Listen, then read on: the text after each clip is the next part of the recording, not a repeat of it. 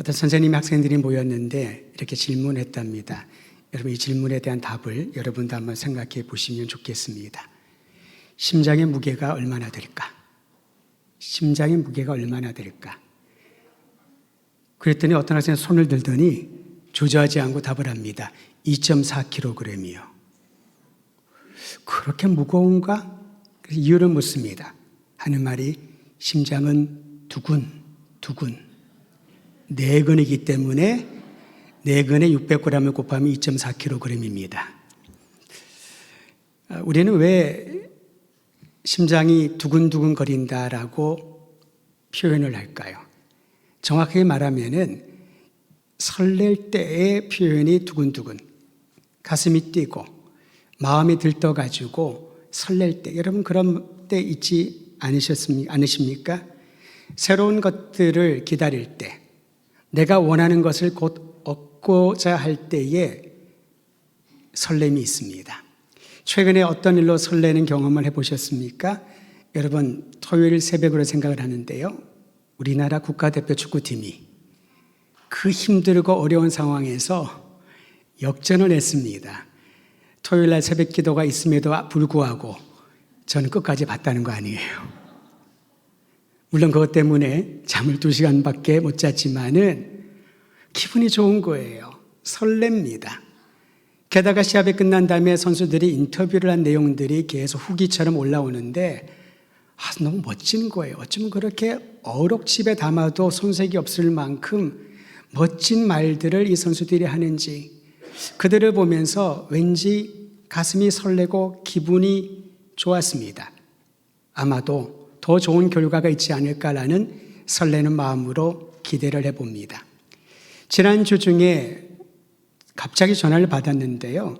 전화를 받자마자 저에게 모르는 번호예요.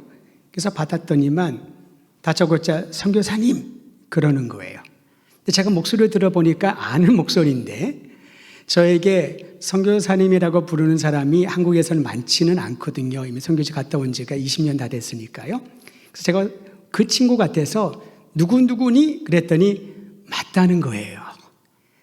제가 잠실교회에서 청년들을 양육을 할 때에 유독 그 청년은, 그런데 형제는 저를 부를 때에 목사님이라고 안 그러고 선교사님 그렇게 부르는 친구가 있었습니다. 얼마나 반가웠는지. 그래서 이런저런 얘기를 하면서 직장 생활을 하게 되고 가정사를 간략하게 얘기를 합니다. 궁금해서 어떻게 갑자기 전화를 했니? 라고 했더니 하는 말이 저 7월에 결혼해요. 축하한 일이구나. 그 말을 듣는데 왜 제가 설레지요?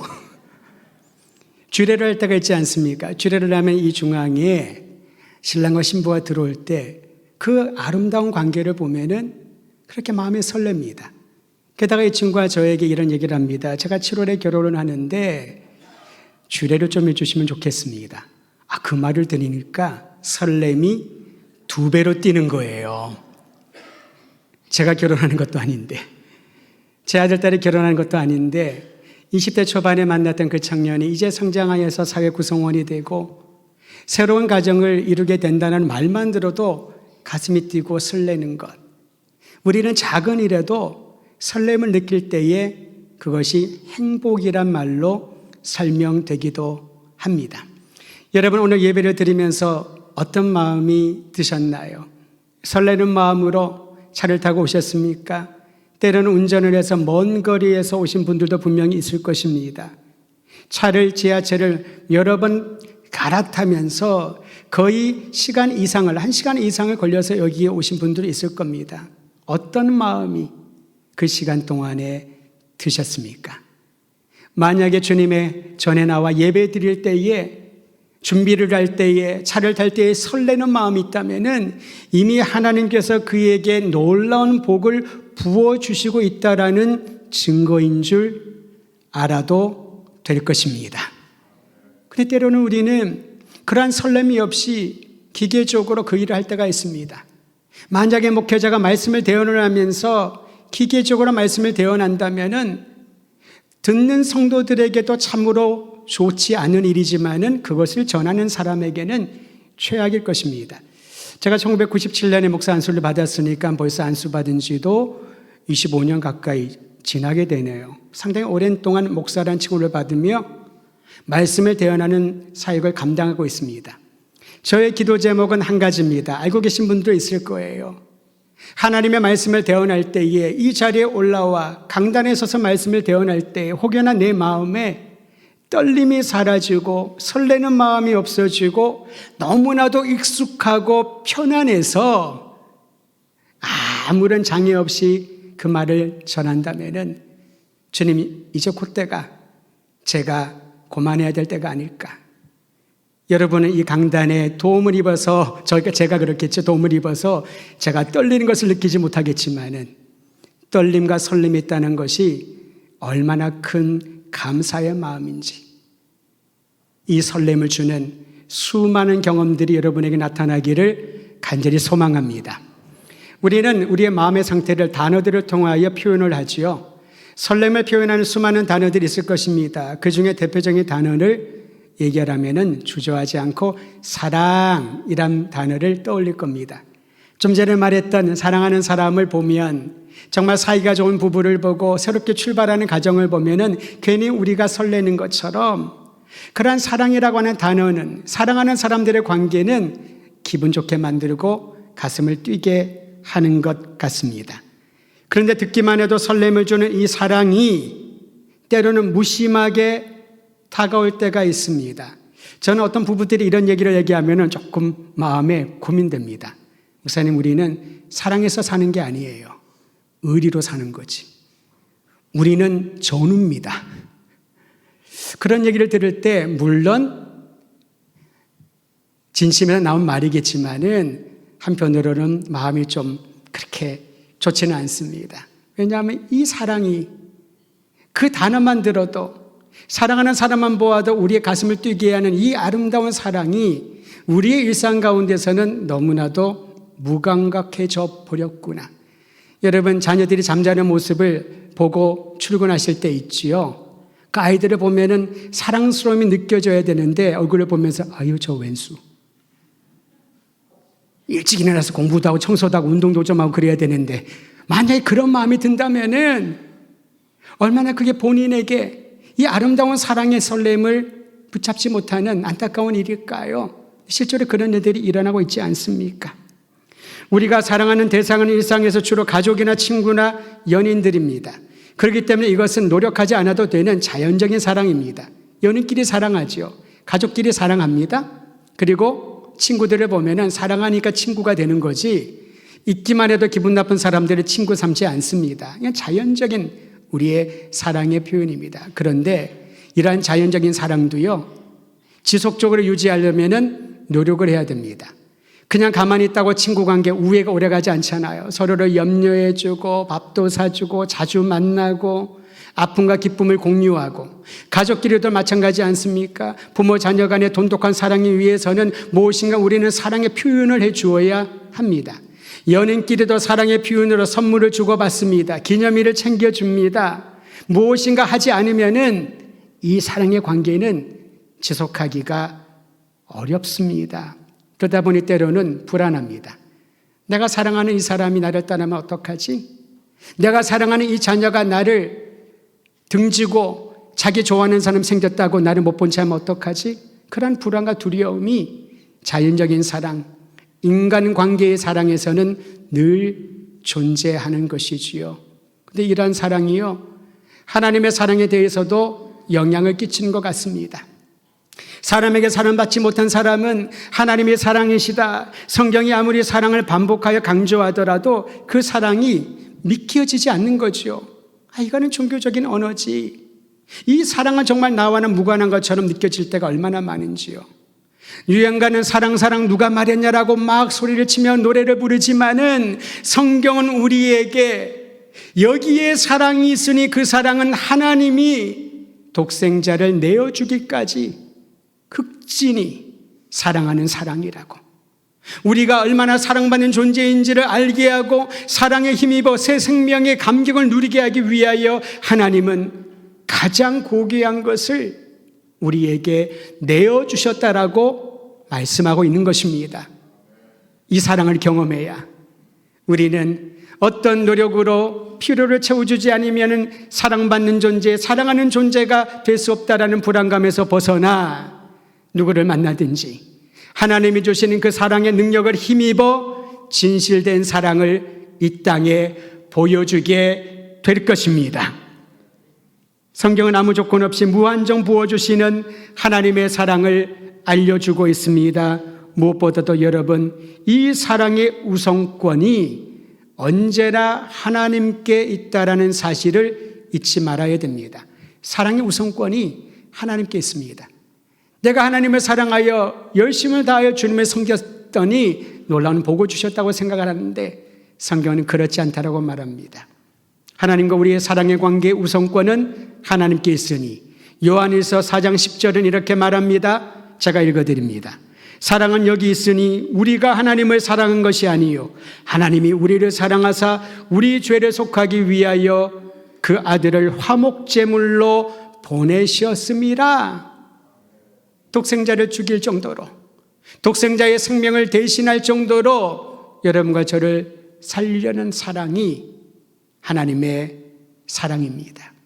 그러니까 우리가 하나님 앞에 나오기 전에, 주님의 이름을 부르기 전에 하나님은 우리를 창조하신 아버지, 창조주이시기 때문에 사랑의 계획을 결코 철회하지 않으신 줄 믿으시기를 바랍니다. 요한일서 4장 19절은 이 사랑을 다시 한번 이렇게 말합니다. 짧은 구절이니 여러분이 저를 따라 하시면 좋겠습니다. 우리가 사랑함은 그가 먼저 우리를 사랑하셨습니다. 우리가 하나님을 사랑한 줄 알았는데, 내가 주님을 위하여 내 가진 모든 것들을 헌신하고 고민 끝에 결단한 줄 알았는데 그게 아니라라는 겁니다. 우리가 사랑할 수 있는 것은 먼저 하나님이 우리를 사랑하셨기 때문에, 우리가 사랑을 입에 담을 수 있는 것은 우리를 사랑하신 하나님의 사랑이 내 안에 충만하기 때문에 감히 사랑을 입에 담을 수 있다는 겁니다. 예배를 드리다가 인도자가 그런 얘기를 할 때가 있죠. 여러분, 서로에게 사랑한다라고 축복하시기 바랍니다. 그러면 다 얘기를 하십니다. 한번 해볼까요? 여러분, 앞뒤적으로 사랑한다 축복해 주시길 바랍니다. 서로에게 축복의 말을 나눠주시기를 바랍니다. 네. 2부에도 그러네요. 1부에도 제가 얘기를 했더니 다 앞뒤적으로 사랑합니다, 축복합니다 그러는데 부부가 앉았는데 서로 안 하는 거예요. 2부에도 몇 커플 눈에 띄었습니다. 예배 마치고 나면은 진하게 사랑을 얘기하십시오. 아마 좀 어색할 수도 있고요. 또는 사랑하는 거 다 아는데 뭘 표현을 하나. 앞에서 인도자가 요청을 하니까 사랑합니다, 축복을 하지만 여러분 그 말을 할 때 떨림이 있습니까? 두근두근 거리나요? 설레는 마음이 있습니까? 솔직히 말하면 그렇지 않잖아요. 시키니까 하긴 하지만 또 목사님 왜 또 시키지? 난 이 시간이 제일 부담스러워. 솔직히 그럴 때가 있잖아요. 이미 우리가 거기에 기계적으로 반응하기 때문에 그렇습니다. 기계적인 반응은 무엇입니까? 스위치를 ON하면 움직입니다. OF하면 중단합니다. 이게 기계적인 사랑의 반응이 아닐까. 우리는 너무나도 귀가 닳도록 사랑을 들었습니다. 사랑에 관련된 설교를 들었습니다. 그와 관련된 세미나를 참석했고요. 성경에서 말하는 사랑이 어느 구절에 어떻게 사용되는지를 설명할 수 있는 분들도 상당수 있을 것입니다. 그런데 그 사랑이 나에게 개념화되어 버렸고 기계적인 사랑이 되었다면 아무런 의미가 없는 것이지요. 하나님의 사랑은, 우리를 먼저 사랑하신 사랑은 죽은 자를 살리고 메마른 곳을 옥토가 되게 하고 공고한 이들에게 살 소망을 주는 능력의 사랑인 줄 믿으시기를 바랍니다. 하나님이 우리를 먼저 사랑하셨기에 우리가 하나님께 사랑의 예배를 드리는 겁니다. 하나님이 우리를 죽기까지 사랑하셨기에 우리가 형제와 자매를, 때로는 나에게 고통을 주는 그러한 사람들까지도 사랑의 마음이 흘러나가는 것이지요. 여기에 기적이 일어납니다. 여기에 신비가 일어납니다. 한 사람 한 사람으로 나를 사랑하신 그 구속의 사랑을 가지고 그 능력을 힘입어 사랑한다면 세상은 놀라운 일을 경험하게 될 줄 믿으시기를 바랍니다. 이 사랑에 대하여 성경은 어떻게 말하냐면요, 우리 가운데 거하는 하나님의 사랑이라고 표현하고 있습니다. 우리 가운데 거니는 사랑, 우리 가운데 거니는 사랑.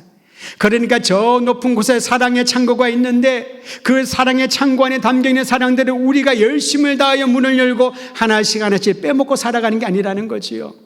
마치 에너지가 없어서 에너지를 충전하는 것처럼 주님 사랑 좀 충전해 주세요. 사랑 좀 충전해 주세요. 그래야 사랑할 수 있는 것이 아니라는 겁니다. 성경이 말하는 하나님의 사랑은 우리 가운데 거니는 사랑, 우리 가운데 스며드는 사랑, 내가 알지 못하는 상황 가운데서도 어느덧 내 삶의 중심에 치고 들어와 자리 잡고 계시는 그 사랑을 우리에게 경험하라고 요청하고 있는 것입니다. 이러한 하나님의 사랑 안에 거하는 즐거움을 누렸던 수많은 사람들의 이름이 성경에 기록되어 있습니다. 그 중에 대표적인 한 사람이 다윗입니다. 다윗에게 있어서 하나님은 머나먼 곳에 거주하시는 나와 전혀 접촉할 수 없는 그러한 초월적인 존재가 아니었습니다. 하나님을 만나기 위하여 온갖 정성을 다하고 약속을 잡아야지만 만날 수 있는 그런 분이 아니었다는 것이지요. 다윗에게 있어서는 그랬습니다. 언제 어디서나 부르면 응답하시고 필요를 채워주시고 자신의 아픔에 공감하며 가까이에서 나를 돌보시는 하나님. 그래서 다윗은 하나님을 이렇게 고백하며 찬양했습니다. 여호와 하나님은 나의 목자이십니다. 나를 주님께서는 늘 이끌어 주십니다. 푸른 초장으로 마실 물에 있는 물가로 나를 보호해 주십니다. 나에게 주님이 주시는 모든 것들은 선하고 아름답고 인자의 열매입니다. 하나님은 나의 반석이십니다. 내가 피할 피난처가 되십니다. 나의 소망이요 나의 용기를 북돋워 주시는 유일한 도움이십니다. 하나님을 경험하지 못했다면 어떻게 이렇게 고백하며 찬양할 수 있을까요? 저는 이 놀라운 하나님의 사랑, 우리 가운데 거니시는 하나님의 사랑을 날마다 경험하며 살아갈 때 우리 성도들의 인생이 이전과는 확연히 달라지게 될 줄 확신하며 주의 이름으로 부탁드립니다. 내 안에 우리 가운데 거니는 사랑이 가정 안에 교회 안에 여러분의 발걸음이 딛는 곳곳마다 그 사랑을 누리며 경험하며 살아가기를 주의 이름으로 축원드립니다. 다윗이 쓴 시들을 보면은 이러한 하나님의 사랑을 우리는 볼 수가 있고요. 이 사랑을 힘입어서 다윗이 확고한 믿음을 가지게 된 것을 확인받게 됩니다. 사랑하기 때문에 가장 귀한 것들을 주신 하나님을 향한 감사의 찬양, 영원토록 변함없고 신실하신 그 하나님을 향한 믿음, 이것이 믿음의 선진들이 보여준 아름다운 모습이지요. 이제 우리 차례입니다. 우리에게 베풀어 주신 하나님의 그 사랑, 그분을 향한 신실한 믿음을 우리의 자녀들에게, 주변에 있는 이들에게 보여주어야 한다는 것이지요.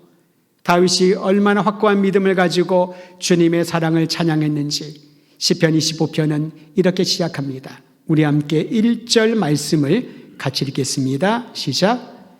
여호와여 나의 영혼이 주를 우러러보나이다. 주를 우러러보나이다. 여러분, 우러러본다는 이 말은요, 기도의 모습을 표현한 단어입니다. 우러러본다. 하나님을 볼 때 하나님을 바라보면서 여러분 기도할 때 손을 높이 들고 하나님, 내가 주님께 집중합니다. 내가 주님을 우러러보나이다. 다시 말하면 나의 마음과 나의 인생이 하나님 이외에 다른 것들로 채워지지 않기를 바랍니다. 이게 바로 우러러본다는 말입니다. 우리는 우러러본다 그러면 낮은 지위에 있는 사람이 높은 지위에 있는 사람을 보는 걸로 생각을 하죠. 키가 작은 어린아이가 어른들을 바라보는 것을 우러러본다라고 말합니다. 존중을 뜻할 것입니다. 근데 그것보다 더 깊은 뜻이 있다라는 거지요. 나의 인생은 하나님께 초집중하고 있습니다. 나는 하나님만을 바라보며 의지하고 있나이다. 그러한 믿음의 고백이, 사랑의 반응이 바로 이 말에 담겨 있는 것입니다. 저는 우리 더드림교회 성도들이 영원토록 변함이 없으시고 우리를 사랑하시는 하나님만을 의지하는 믿음으로 그분께 집중하고 그분을 우러러보는 아름다운 사랑의 열매를 맛보기를 주의 이름으로 축원드립니다. 하나님을 우러러보는 자들에게는 주님을 의지하는 믿음을 도와여 주시는데요. 2절 말씀 앞부분을 제가 읽어드립니다. 나의 하나님이여 내가 주께 의지하여 싸우니. 여러분, 여기서 다윗은 하나님을 어떻게 고백합니까? 나의 하나님이여, 나의 하나님이여 내가 주께 의지하여 싸우니. 그에게 있어서는 하나님과의 사랑의 관계가 믿음의 근거였던 것이지요. 어떻게 하면 믿음을 잘 성장시킬 수 있을까? 어떻게 하면 내가 굳건한 믿음을 가질까? 그런 고민을 하고 이 믿음에 대하여 묵상을 하고 믿음의 훈련을 받는 일들이 많을 것입니다. 가만히 있으면 믿음이 생길까? 봉사를 많이 하면 믿음이 생길까? 아닙니다. 열심은 생길 겁니다. 재미는 느낄 거예요. 신앙생활이 이렇게 재미있구나. 이렇게 봉사하니까 의미가 생기는구나. 참 좋구나. 좋은 사람들을 만나서 나에게 신앙의 도움을 받는구나. 근데 엄밀히 보면은 그게 신앙이 다 컸다라고, 신앙이 굳건하다고 말하기 힘듭니다. 그러니까 열심을 보이는 사람이 실족을 한번 하잖아요. 아예 믿음이 눈꼽만큼도 없는 것처럼 그렇게 살아가는 것들을 볼 때가 있습니다. 여러분 놀라지 마십시오. 믿음이 없었던 거죠. 확고한 믿음은 어디에서 시작을 할까요? 어떻게 유지할까요? 하나님과의 관계에 있습니다. 다윗은 하나님을 아브라함의 하나님, 이삭의 하나님, 야곱의 하나님, 선조들의 하나님이라고 부르지 않았습니다. 그는 하나님을 의지하면서 이렇게 고백합니다. 나의 하나님, 나의 주님, 나의 목자여. 나와의 관계에서 날마다 주님과의 거리를 느끼게 되었던 거지요. 친밀한 관계입니다. 제가 청년들을 양육을 하면서 편지를 써줄 때가 있었거든요. 그때 마지막에 이렇게 씁니다. 여러분의 목사가 되고 싶은 누구누구.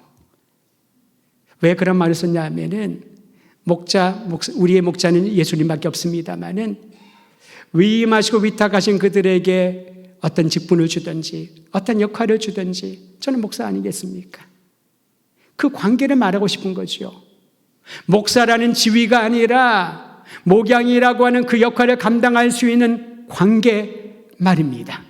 우리의 자녀와 부모가 그렇지 않습니까? 우리의 친구 간의 관계가 그렇지 않습니까? 이 사람은 나의 친구라고 할 때에 친밀한 관계를 말하는 거죠. 그냥 친구가 아닙니다. 하나님이 그냥 하나님이 아니라는 겁니다. 나의 하나님이기에 내가 의지하면은 그 믿음에 결코 실망시키지 아니하는 나의 하나님. 다윗에게 있어서 확고한 믿음은 하나님과의 관계에 대한 확신으로부터 출발함을 보게 됩니다. 이처럼 하나님을 의지하는 사람, 나의 하나님으로 믿고 의지하는 사람에게 어떠한 일이 일어나는지 성경은 이렇게 말합니다. 여러분 다시 한번 2절과 3절 말씀을 온 교우들이 큰 소리로 읽지요. 시작.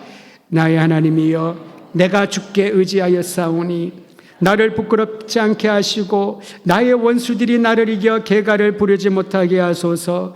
주를 바라는 자들은 수치를 당하지 아니하려니와 까닭 없이 속이는 자들은 수치를 당하리이다.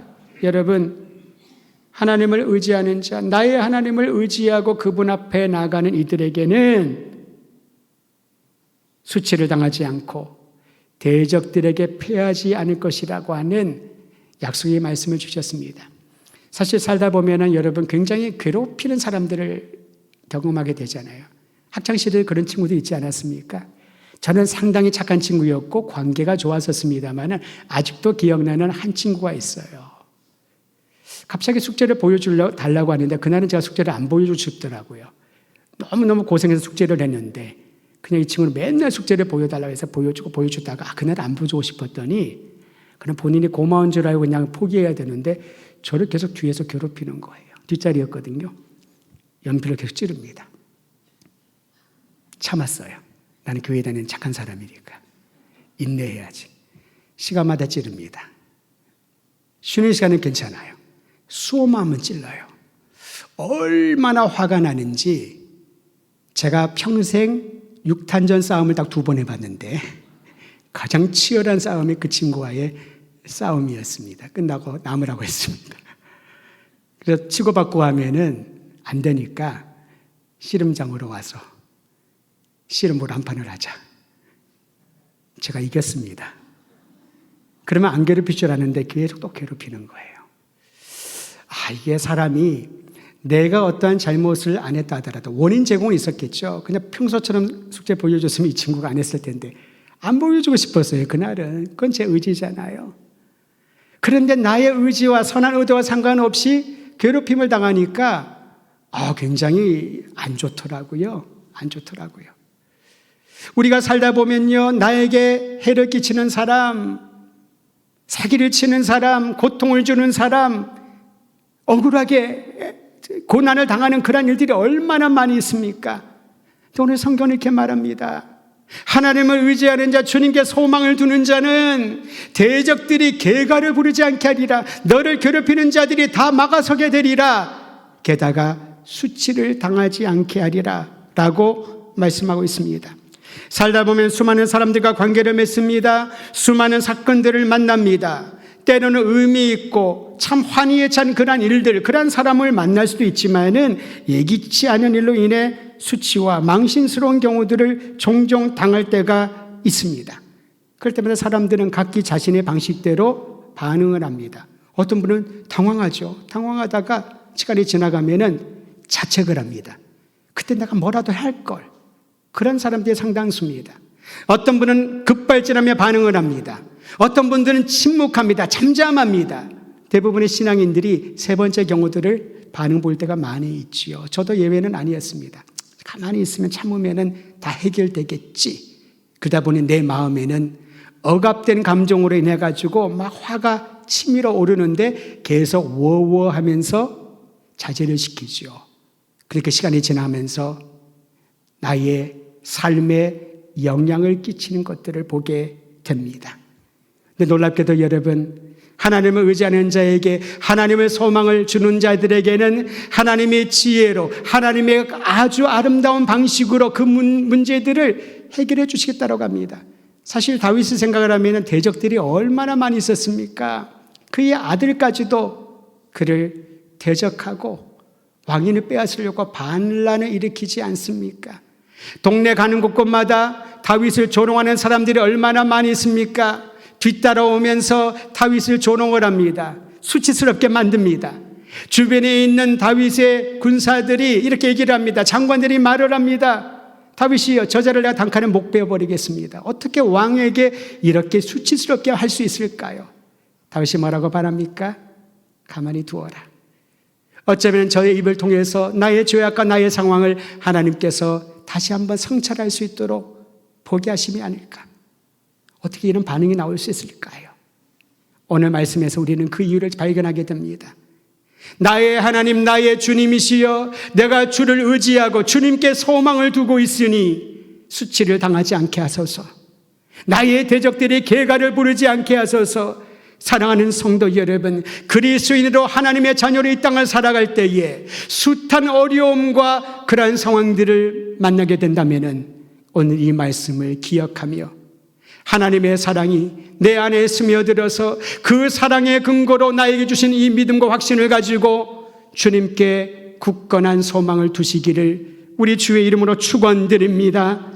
시편 25편 계속하여 하나님께 소망을 둔 사람이 치유받고 구원하는 주님의 은혜를 경험하게 될 것이라고 말씀하고 있습니다. 17절과 18절입니다. 내 마음이 근심이 많사오니 나를 고난에서 끌어내소서. 나의 공고와 환난을 보시고 내 모든 죄를 사하소서. 25편 20절도 이렇게 말합니다. 주여, 내 영혼을 지켜 나를 구원하소서. 내가 주께 피하오니 수치를 당하지 않게 하소서. 혹여나 수치를 당하거나 조롱거리가 되는 상황이 된다면 주님께 피하라는 말입니다. 시편 25편 22절, 하나님이여, 이스라엘을 그 모든 환난에서 속량하여 주시옵소서. 하나님이 우리 가운데 거늘며 그 사랑을 보여주심을 확신하였기에 환난 가운데, 고난 가운데, 어려움 가운데, 관계의 부딪힘 가운데, 무엇을 해야 될지 결정하지 못하는 그 상황 가운데서도 다윗은 하나님을 우러러보며 기다릴 수 있었던 것입니다. 오늘 이러한 놀라운 역사가 우리 모든 성도들이 임하기를 간절히 소망합니다. 나의 하나님, 우리의 하나님은 상심한 마음을 위로하고 어루만져 주십니다. 궁핍한 나의 필요를 채워주십니다. 서로 결이 다른 이들까지도 용납할 수 있는 마음을 허락하여 주십니다. 환난 중에 있는 이들을 보호하고 새 생명의 감격을 설레는 마음으로 기다리며 확인하게 하실 것입니다. 이 놀라운 하나님의 사랑이 그날에 넘치기를 바랍니다. 오늘 말씀을 마무리하면서 C.S. 루이스가 쓴 수많은 책들 중에 4가지 사랑이라고 하는 것이 있습니다. 거기에서 인용한 한 구절을 여러분에게 나누고 설교를 마치려고 합니다. 하나님은 어떤 정원을 만드신 후 그곳에 사람을 다스리는 자로 두셨습니다. 그리고 그 사람을 자기 아래 두셨습니다. 관계를 맺게 하셨다는 거죠.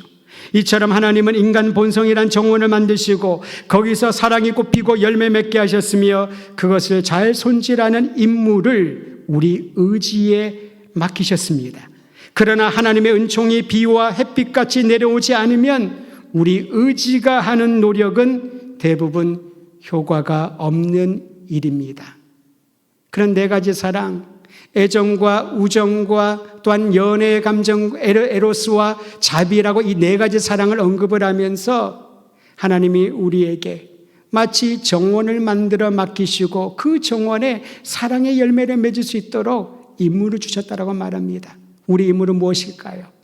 우리의 노력으로 결실할 수 없다라는 겁니다. 다만 하나님의 비와 햇빛을 비추어 주시는 것처럼 주님의 그 놀라운 사랑이 우리 가운데 날마다 채워지고 그 사랑 안에 거할 때 이 사랑의 정원에 사랑의 열매가 결실할 수 있는 아름다운 일을 보고 하나님을 찬양하게 된다라는 거지요.